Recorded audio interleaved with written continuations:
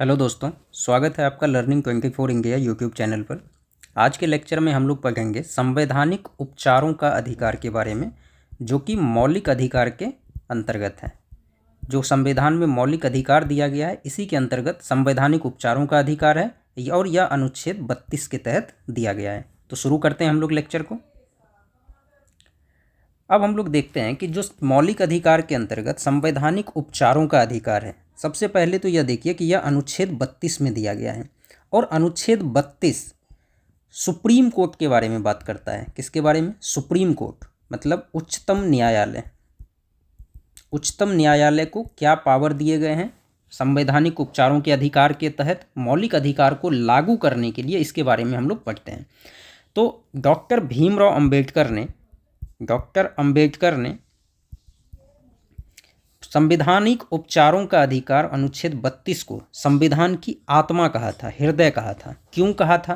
तो यह इसके प्रावधानों को जब हम देखेंगे तब हमें पता चलेगा कि बाबा साहब अंबेडकर ने इसको संविधान की आत्मा क्यों कहा था। तो हम लोग जैसा कि पढ़ते हैं कि संविधान में हमें मौलिक अधिकार तो दिए गए हैं, संविधान में मौलिक अधिकार दिए गए हैं। अब मौलिक अधिकार तो दिए गए हैं, लेकिन अगर सरकार कभी मौलिक अधिकार को लागू ना होने दे, कम करे, किसी के मौलिक अधिकार का अगर हनन होने लगे, तो उस केस में क्या हो सकता है? तो इसी से संबंधित प्रावधान अनुच्छेद 32 करता है कि अगर आपके मौलिक अधिकार का हनन होता है तो आप क्या कर सकते हैं।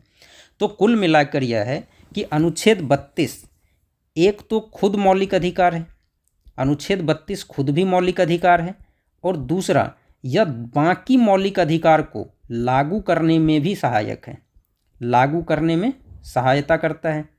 तो मतलब यह एक ऐसा मौलिक अधिकार है जो दूसरे मौलिक अधिकारों को लागू करने में मदद करता है, इसलिए इसको संविधान की आत्मा या संविधान की हृदय कहा गया है डॉक्टर भीमराव अंबेडकर के द्वारा। अब इससे संबंधित जो प्रावधान है उसको हम देखते हैं।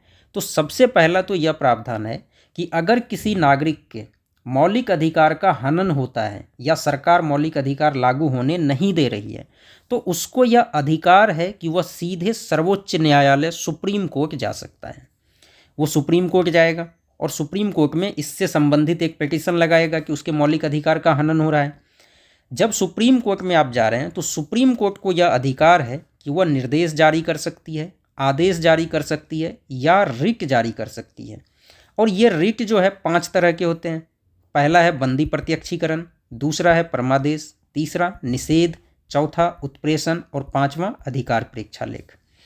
तो सुप्रीम कोर्ट को यह पावर दिया गया है कि वह मौलिक अधिकारों को लागू करने के लिए या तो निर्देश जारी कर सकती है या आदेश जारी कर सकती है या रिट जारी कर सकती है। और यह रिट भी 5 तरह के हैं: बंदी प्रत्यक्षीकरण, परमादेश, निषेध, उत्प्रेषण और अधिकार परीक्षा।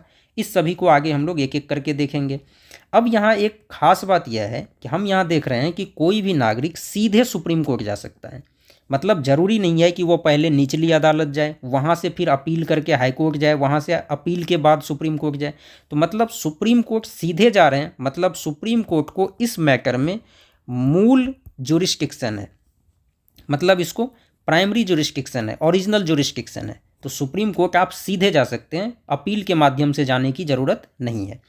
दूसरा, अब हम लोग यहाँ देख रहे हैं कि अनुच्छेद 32 सुप्रीम कोर्ट को यह पावर दिया है, लेकिन एक प्रावधान और है कि अगर संसद चाहे तो अन्य न्यायालयों को, जो बाकी न्यायालय है, उसको भी निर्देश देने के लिए, आदेश देने के लिए या रिट जारी करने के लिए अधिकार दे सकती है। तो मतलब किसी दूसरे न्यायालय को अगर यही सब पावर देना हो तो वह कौन कर सकता है? संसद कर सकती है। यहाँ यह ध्यान रखिएगा कि अन्य न्यायालयों में हाई कोर्ट शामिल नहीं है। क्यों शामिल नहीं है तो वो हम आगे देखते हैं, क्योंकि एक अनुच्छेद 226 है और अनुच्छेद 226 के तहत, जो अनुच्छेद 226 है, इसके तहत उच्च न्यायालय को पहले से ही संविधान ने यह अधिकार दे रखा है कि वह निर्देश जारी कर सकती है, आदेश जारी कर सकती है या रिट जारी कर सकती है। मतलब यह 5 तरह के जो भी रिट हैं, जो 5 तरह के रिट हैं, ये 5 के 5 रिट हाईकोर्ट भी जारी कर सकती है, निर्देश भी जारी कर सकती है और आदेश भी जारी कर सकती है। लेकिन यह प्रावधान अनुच्छेद 32 में नहीं देकर अनुच्छेद 226 में दिया गया है। तो सुप्रीम कोर्ट को तो अनुच्छेद 32 में दिया गया, हाई कोर्ट को अनुच्छेद 226 में दिया गया, उच्च न्यायालय को। तो बाकी और जितने भी न्यायालय बच गए, चाहे जो डिस्ट्रिक्ट लेवल पे न्यायालय हैं या कोई अदर न्यायालय, अगर फर्दर कभी भी कोई न्यायालय एग्जिस्टेंस में आती है तो उसको अगर यही निर्देश, आदेश या रिट जारी करना हो तो उसके लिए संसद उसको पावर दे सकती है। दूसरा, ये 3 प्रावधान हमने देखा। एक चौथा प्रावधान यह है कि अगर कोई व्यक्ति सर्वोच्च न्यायालय जा रहा है तो इसको तो अधिकार है कि वह सर्वोच्च न्यायालय जाएगा मौलिक अधिकार को लागू कराने के लिए, तो इस अधिकार को कभी भी निलंबित नहीं किया जा सकता है। बस एक ही अपवाद है और वह है राष्ट्रीय आपातकाल। मतलब अगर राष्ट्रीय आपातकाल लागू हो तो उस केस में इस अधिकार को निलंबित किया जा सकता है। तो आप इसको ध्यान रखेंगे।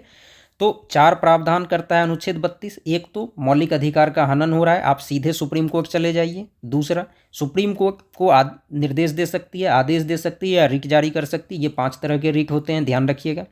तीसरा, किसी दूसरे न्यायालय को अगर यह पावर देना हो तो वो संसद कर सकती है। और चौथा, कि जो सर्वोच्च न्यायालय में जाने का यह अधिकार है इसको निलंबित नहीं किया जा सकता है। बस एक ही अपवाद है, राष्ट्रीय आपातकाल।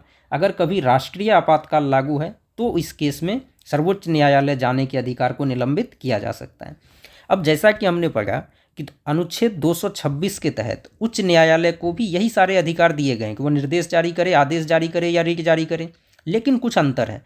अंतर क्या है वो देखते हैं। तो ये जो निर्देश, आदेश या रिट जारी करेगी उच्च न्यायालय, वो मौलिक अधिकार को लागू करने के लिए भी जारी कर सकती है, प्लस अन्य उद्देश्य के लिए भी जारी कर सकती है। मतलब कोई अगर सामान्य कानूनी अधिकार है नागरिकों का, उसको भी लागू करने के लिए, सामान्य कानूनी अधिकार को भी लागू करने के लिए हाईकोर्ट रिट जारी कर सकती है। तो हम लोग ये देख रहे हैं कि सुप्रीम कोर्ट रिट सिर्फ और सिर्फ मौलिक अधिकार के लिए जारी कर सकती है। मतलब अगर सुप्रीम कोर्ट की बात करें तो सिर्फ और सिर्फ मौलिक अधिकार के केस में मौलिक अधिकार को लागू करने के लिए रिट जारी कर सकती है, जबकि हाईकोर्ट को यह पावर है कि वह मौलिक अधिकार के लिए भी कर सकती है और कानूनी अधिकार के लिए भी कर सकती है। तो हम यह देखते हैं कि रिट जुरिस्डिक्शन जो है, रिट जारी करने का जो पावर है वह हाईकोर्ट का ज़्यादा है और सुप्रीम कोर्ट का कम है। तो हाईकोर्ट का जो रिट जारी करने का शक्ति है वह ज़्यादा है सुप्रीम कोर्ट के रिस्पेक्ट में। तो यह ध्यान रखिएगा। आगे बढ़ते हैं। अब हम लोग एक एक करके उन सभी रिट के बारे में पढ़ते हैं जो रिट जारी किया जा सकता है। इसमें हमारा सबसे पहला है बंदी प्रत्यक्षीकरण। इसका सीधा मतलब यह होता है कि जिस व्यक्ति को हिरासत में रखा गया है उसको न्यायालय के समक्ष प्रस्तुत करना। बंदी प्रत्यक्षीकरण का क्या मतलब है कि जिसको हिरासत में रखे हैं उसको न्यायालय के सामने प्रस्तुत करना। तो अगर किसी भी व्यक्ति को यह लगता है कि उसको गलत तरीके से हिरासत में रखा गया है तो वह इसके बंदी प्रत्यक्षीकरण का आवेदन लगा सकता है। और यह आवेदन वो हाईकोर्ट में भी लगा सकता है या सुप्रीम कोर्ट में भी लगा सकता है, क्योंकि हमने देखा कि हम अभी क्या देख रहे थे कि सुप्रीम कोर्ट को अनुच्छेद 32 के तहत यह अधिकार दिया गया है और हाईकोर्ट को तो अनुच्छेद 226 के तहत, और अन्य न्यायालय को संसद ऐसा पावर दे सकती है, लेकिन अब तक किसी भी न्यायालय को दिया नहीं गया है। तो आप कहाँ जा सकते हैं, हाईकोर्ट या सुप्रीम कोर्ट। तो अगर किसी को लगता है कि उसको गलत तरीके से हिरासत में रखा गया है तो वह सुप्रीम कोर्ट या हाई कोर्ट के सामने बंदी प्रत्यक्षीकरण का एप्लीकेशन लगा सकता है। और उस केस में न्यायालय या आदेश देगी कि उस व्यक्ति को न्यायालय के सामने प्रस्तुत किया जाए। जब उसको प्रस्तुत किया जाएगा तो न्यायालय यह देखेगी कि हिरासत में जो लिया गया है उसका कारण सही है या नहीं है। तो मतलब हिरासत के कारण और वह सही है या नहीं इसको देखेगी। मतलब वैधता, मतलब हिरासत सही है या नहीं है। अगर लगता है कि हिरासत सही है तो ठीक है, और अगर लगता है कि हिरासत गलत है तो उस व्यक्ति को छोड़ दिया जाता है। तो बंदी प्रत्यक्षीकरण में व्यक्ति को प्रस्तुत करना पड़ता है न्यायालय के सामने और न्यायालय देखेगी हिरासत सही है या गलत है। अब यह देखते हैं कि किसके खिलाफ जारी कर सकता है। तो हो सकता है कि कोई सरकारी प्राधिकरण आपको हिरासत में रखी हो तो उसके खिलाफ भी जारी हो सकता है, सरकार के खिलाफ। और दूसरा, अगर कोई निजी व्यक्ति भी आपको हिरासत में रखा है, गलत तरीके से आपको कैद करके रखा है, तो उस निजी व्यक्ति के खिलाफ भी बंदी प्रत्यक्षीकरण जारी किया जा सकता है। तो मतलब यह जारी हो सकता है सार्वजनिक प्राधिकरण के सामने के लिए भी और निजी व्यक्ति के लिए भी, मतलब दोनों के खिलाफ जारी कर सकते हैं। अब आगे देखते हैं कि किस किस केस में हम जारी नहीं कर सकते हैं। तो हम देख रहे हैं कि अगर हिरासत वैध है तो उसमें जारी नहीं हो सकता है। क्यों? क्योंकि बंदी प्रत्यक्षीकरण में यही था कि हिरासत का कारण और वैधता जांचने जा रहे हैं, और अगर पहले से ये क्लियर है कि हिरासत वैध है, वैध तरीके से हिरासत में रखा गया है, तो नहीं जारी किया जाएगा। इसी तरह अगर कार्रवाई किया गया, हिरासत में लिया गया है किस लिए, विधानमंडल या न्यायालय की अवमानना के लिए, तो यह भी वैध है, क्योंकि जब भी आप विधानमंडल या न्यायालय की अवमानना करते हैं आपको सज़ा मिलती है, और अगर सज़ा हिरासत है तो ठीक है, उस केस में जारी नहीं होगा। और अगर किसी न्यायालय ने ही हिरासत में भिजवाया है तो यह भी वैध हिरासत है। कुल मिला के जब कभी भी वैध हिरासत हो, मतलब हिरासत कानून के तहत ही हुआ है, उस केस में बंदी प्रत्यक्षीकरण का रिट जारी नहीं किया जा सकता है। तो ये 3 के 3 जो भी यहाँ पर लिखा गया, ये सभी के सभी वैध हिरासत है। आगे देखते हैं, अगला है हमारा परमादेश का रिट। परमादेश जैसा कि नाम से क्लियर है, परम आदेश, एक आदेश आएगा, कहाँ से आएगा, तो यह न्यायालय से आएगा। क्योंकि जो भी ये है, जो भी रिट है, रिट जारी कौन कर रहा है, या तो सुप्रीम कोर्ट या हाई कोर्ट। तो रिट जारी कर रहा है या तो सुप्रीम कोर्ट या हाई कोर्ट। तो परमादेश उन्हीं का आदेश है, किसको, किसी भी सरकारी अधिकारी को, किसी भी सार्वजनिक निकाय को, जो भी सरकारी निकाय है, किसी भी निगम को, जैसे नगर निगम है या कोई भी अदर है, किसी भी न्यायालय को, जैसे जिला में न्यायालय है या और भी अदर न्यायालय है, किसी भी न्यायाधिकरण को, कई सारे न्यायाधिकरण आजकल बने हुए हैं, या सरकार को। मतलब परमादेश उन सभी सरकारी अधिकारियों को या सरकारी संस्थानों को जारी किया जा सकता है, प्लस जो भी न्यायालय हैं छोटे, जो अवर न्यायालय है या न्यायाधिकरण है, उन सभी को जारी किया जा सकता है। और क्यों जारी किया जाता है, यह आदेश देकर इन सभी को यह कहा जाता है कि वो अपने कर्तव्यों का पालन करें। मतलब इसमें यह आदेश होता है कि आपको जो कर्तव्य दिया गया है, आपकी जो संस्था बनाई गई है जिस कर्तव्य के लिए, या आपको जिस पोस्ट पे बैठाया गया है, उससे संबंधित जो भी कर्तव्य है उसका पालन कीजिए। तो कर्तव्य पालन के लिए परमादेश जारी किया जाता है। अब यहाँ पर देख रहे हैं हम लोग कि सारे के सारे या तो सरकारी अधिकारी हैं, या सरकारी संस्थान है, या न्यायालय हैं। तो किसको जारी नहीं होगा, निजी व्यक्ति को जारी नहीं होगा, इसी तरह निजी निकाय को जारी नहीं होगा। और हम लोग यह देख रहे हैं कि एक तो निजी व्यक्ति निजी निकाय को जारी नहीं होगा, दूसरा हम देख रहे थे कि सरकारी अधिकारी या सरकारी संस्थानों को हम जारी कर रहे थे, किसके लिए, कर्तव्य पालन के लिए। लेकिन अगर कर्तव्य विवेकाधीन है, अनिवार्य नहीं हो, तो उस केस में क्या, तो उस केस में जारी नहीं किया जा सकता है। क्योंकि कर्तव्य पालन के लिए आप फोर्स तब कर सकते हैं जब कर्तव्य करना अनिवार्य है, लेकिन यहाँ तो कर्तव्य उसके विवेक पर निर्भर है।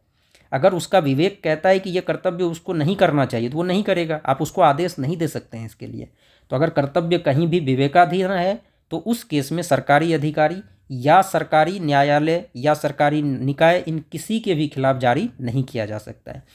और इसी तरह हम लोग जैसा कि जानते हैं, राष्ट्रपति और राज्यपाल को, देश के राष्ट्रपति और राज्यों के राज्यपाल को कोई भी न्यायालय यह आदेश नहीं दे सकती है कि वह अपने कर्तव्यों का पालन करे, वह अपने कर्तव्य को करे, क्योंकि ऐसा माना जाता है कि यह अपना कर्तव्य कर रहे हैं और इनके ऊपर कोई भी अथॉरिटी नहीं होगी।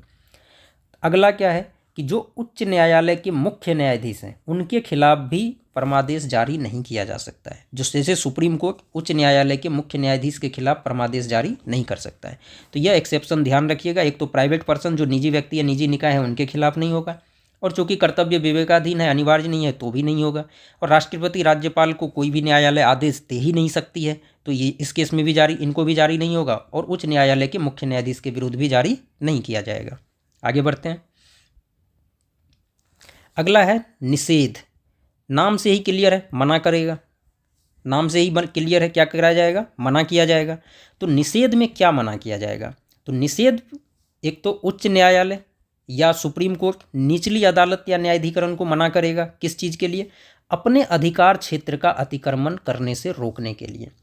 निषेध के रिट के द्वारा यह कहा जाता है कि आप अपने अधिकार क्षेत्र में रहें, अपने अधिकार क्षेत्र का पालन करें। मतलब जो अधिकार क्षेत्र आपको दिया गया है उसी में रहकर काम करें, अधिकार क्षेत्र में रहकर ही काम करें। अगर कभी लगता है उच्च न्यायालय को कि जो निचली अदालतें हैं या जो न्यायाधिकरण है वह अपने अधिकार क्षेत्र के बाहर जाके काम कर रहा है, तो उस केस में निषेध जारी करके यह कहा जाता है कि आप अपने अधिकार क्षेत्र का अतिक्रमण मत कीजिए। ठीक है, तो यहाँ एक चीज़ क्लियर है कि यह सिर्फ और सिर्फ न्यायिक संस्थानों को जारी हो रहा है। तो तो किसको जारी नहीं हो पाएगा? जितने भी प्रशासनिक संस्थान हैं, विधायी संस्थान है, निजी व्यक्ति और निकाय, इसके विरुद्ध जारी नहीं किया जा सकता है। तो निषेध सिर्फ और सिर्फ न्यायिक अधिकरणों को जारी किया जाता है। जितने भी न्यायिक अधिकरण हैं, चाहे निचली अदालत हो या न्यायाधिकरण हो, उसको ही जारी होता है। आगे देखते हैं। अगला है हमारा उत्प्रेषण। उत्प्रेषण से क्लियर हो रहा है कि ऊपर भेजने की बात कर रहे हैं। तो यह किसको जारी होगा? उच्च न्यायालय के द्वारा जो निचली अदालत है, न्यायाधिकरण है या प्रशासनिक अधिकारी है, उसको जारी किया जाता है। किस केस में? अगर कोई मामला किसी निचली अदालत या न्यायाधिकरण में लंबित है तो यह कहा जाता है उत्प्रेषण के द्वारा कि आप हमारे पास उसको भेज दीजिए, ट्रांसफ़र कर दीजिए। और जब उसको भेजा जाएगा तो जो हाईकोर्ट है वो उस पर डिसीजन लेके फिर नीचे भेज देगा कि इस पर डिसीजन हो गया, आप कुछ मत कीजिए। दूसरा, अगर किसी मामले में निचली अदालत या न्यायाधिकरण ने आदेश दे दिया है और उच्च न्यायालय को लगता है कि वह आदेश गलत है, अगर आदेश हो चुका है और ऐसा लगता है कि आदेश गलत है, कानून का उल्लंघन है या कानून को एक्सीड किया गया है, जुरिस्डिक्शन को एक्सीड किया गया है, अगर कभी भी यह लगता है कि कोई आदेश या तो गलत है, और गलत किस ग्राउंड पे? या तो जो सीमा थी, जो उसकी अपनी शक्ति थी, अधिकार क्षेत्र था, अगर उसके अधिकार क्षेत्र के बाहर है, अधिकार क्षेत्र के बाहर के केस में, या फिर गलत व्याख्या के कारण कानून की, या फिर ये हो सकता है कानून की गलत व्याख्या, अगर इस तरह से कोई आदेश दिया गया है तो उसको रद्द करने के लिए भी उत्प्रेषण जारी किया जा सकता है। तो उत्प्रेषण जारी करने में क्या हो रहा है? एक तो लंबित मामले को स्थानांतरित कर दिया जा रहा है और उस पर डिसीजन दे के नीचे भेज देते हैं, या दूसरा कोई आदेश दे दिया गया है, उस आदेश में सुधार करने के लिए उत्प्रेषण पत्र जारी किया जाता है। तो अब हम लोग यहाँ भी देख रहे हैं कि एक तो न्यायिक संस्थानों को जारी हो रहा है और दूसरा प्रशासनिक अधिकारियों को जारी हो रहा है। तो जो विधायी निकाय है और जो निजी व्यक्ति है उसको उसके खिलाफ जारी नहीं किया जाएगा। तो हम लोग एक चीज़ क्लियर देख रहे हैं कि किसी भी जगह अब तक 4 जैसे हमने देखा है, 4 में से कोई भी कभी भी विधायिका के खिलाफ जारी नहीं किया जा सकता है। जो विधायिका है, विधायिक संस्थानों के खिलाफ यह जारी नहीं किया जा सकता है। मतलब लोकसभा, राज्यसभा, राज्य विधानसभा, इनके खिलाफ जारी नहीं किया जा सकता है। तो उत्प्रेषण में यह इतना था, ध्यान रखेंगे कि यह भी निजी व्यक्ति या विधायी निकायों के खिलाफ जारी नहीं होगा और निचली अदालत, न्यायाधिकरण या प्रशासनिक अधिकारियों के खिलाफ जारी हो सकता है। जबकि निषेध में हमने देखा कि जो प्रशासनिक अधिकारी है उसके खिलाफ भी जारी नहीं किया जा सकता है। आगे बढ़ते हैं। अगला है हमारा अधिकार परीक्षा। नाम से ही क्लियर है कि अधिकार के बारे में पूछा जाएगा। तो अधिकार के बारे में पूछेगा तो क्या पूछेगा? तो सबसे पहले तो यह अब कोई भी रिट तो न्यायालय ही जारी कर रही है, ये तो क्लियर है, इसमें कुछ नहीं सोचना है। अब अधिकार परीक्षा है तो क्या पूछेंगे हम? तो जैसे कोई भी सार्वजनिक पद है, कोई भी सार्वजनिक पद है सरकार के अंतर्गत, अगर कोई ऑफिस बना है तो ऑफिस कैसे बनेगा? या तो संविधान ने ही बना दिया हो, जैसे संविधान ने किसको बनाया है? यूपीएससी को बनाया है, सीएजी को बनाया है, इलेक्शन कमीशन को बनाया है, और भी कई सारी संस्थान है जो संविधान ने बनाया है। कुछ ऐसे ऑफिस है जिसको कानून से बनाया गया है, संसद के अलग अलग कानून के तहत, जैसे एनएचआरसी बना, वुमेन्स महिला आयोग बना, या और भी कई तरह के संस्थान हैं। तो अगर इन सभी संस्थानों में कोई व्यक्ति उस पोस्ट पर है तो वह किस अधिकार से उस पोस्ट पर है, उसका उस पोस्ट पर अधिकार बनता है या नहीं बनता है, इसी की जांच करने के लिए न्यायालय द्वारा यह जारी किया जाता है।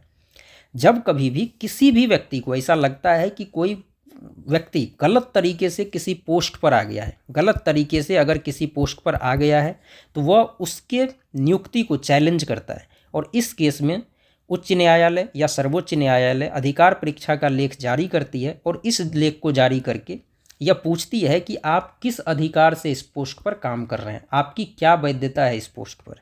अब यहाँ पर यह ध्यान रखना है कि बाकी 4 रिट में जो जिस पर्सन के मौलिक अधिकार का हनन हुआ है सिर्फ वही रिट के लिए डिमांड कर सकता है, जबकि यहाँ पर हम देख रहे हैं कि कोई भी इच्छुक व्यक्ति, मतलब कोई भी व्यक्ति इसकी डिमांड कर सकता है। इसके लिए ज़रूरी नहीं है कि उसके मौलिक अधिकार का हनन हुआ हो।